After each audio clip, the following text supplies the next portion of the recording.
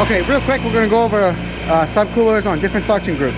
So first off, we're going to trace out the piping. So we're going to come down here, we're going to see this is the liquid line, right? Out of the bottom of the liquid line, it comes up to here, half full, right? So based on the temperature of this liquid line, is it going to engage a half the capacity or full the capacity, right?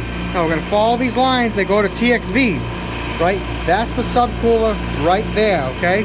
So we see that this liquid line from the rack also goes to that subcooler. So what happens? Well, we come right here, that liquid line comes up through, goes into the subcooler, and then the subcooler liquid lines, right, come down. The TXVs spray liquid refrigerant onto this heat exchanger. Now, this thing turns into like a heat exchanger in there, like a evap coil, and this liquid refrigerant flows through there, and then this liquid refrigerant sprays on it, okay? And now the rack liquid line right there comes out of the bottom, right?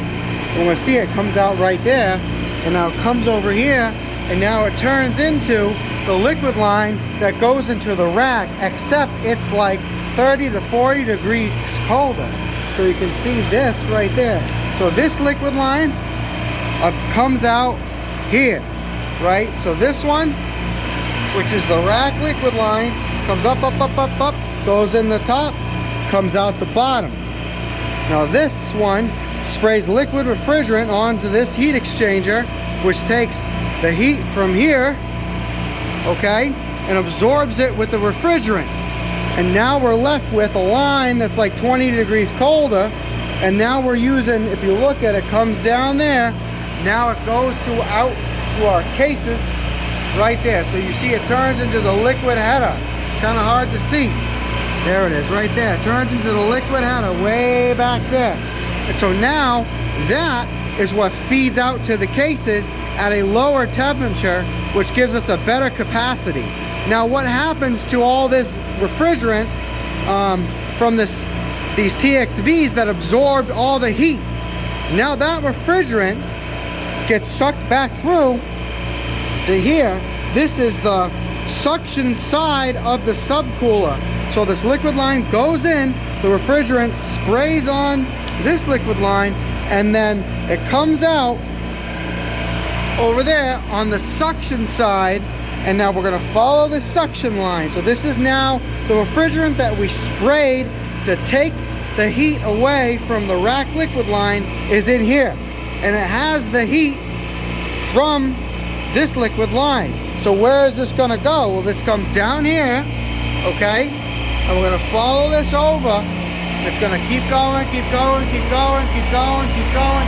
And then it comes up over here to this suction header over here. So you can see there's a suction header here, and there's a suction header here, and there's a suction header here. So there's 3 different pressures on this rack.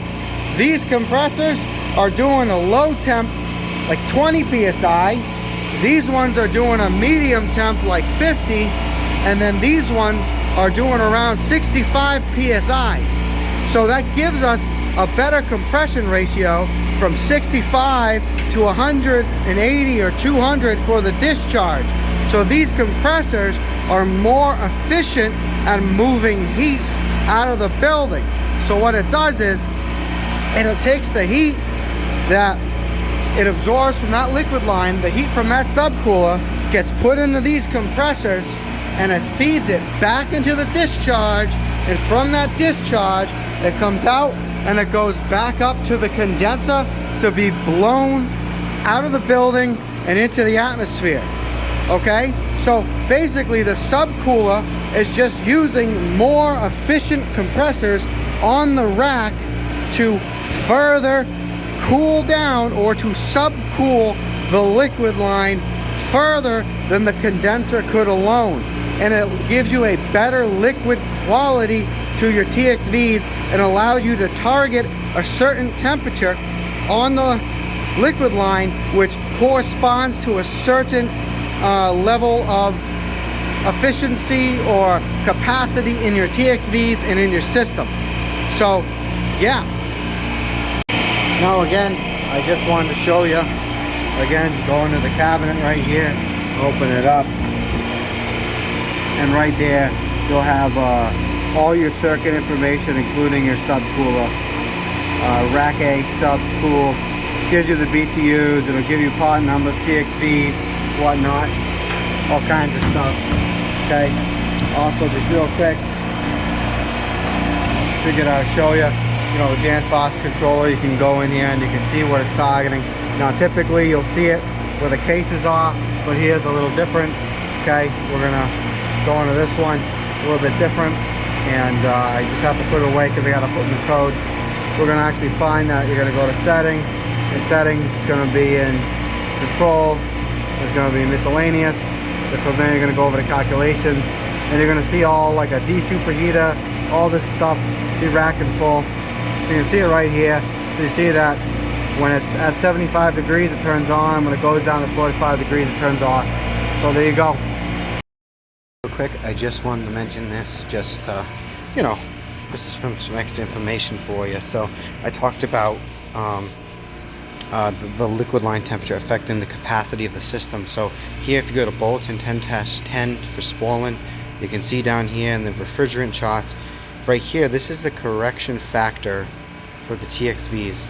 So if you look at, if the liquid line entering the TXV is 100 degrees for R22, R422 or R407, there's different charts for different things. The correction factor is 1. But as you can see, if the subcooler isn't working properly and it starts making it, 0.94, 0.88, 0.82, 0.76, you can see how that would cause issues if the subcooler was broken, or even if the system was designed for a correction factor of, right here, like 1.34, and that correction factor wasn't there, you weren't getting that 130%, out of your TXVs. It could cause issues. It could cause cases running warm.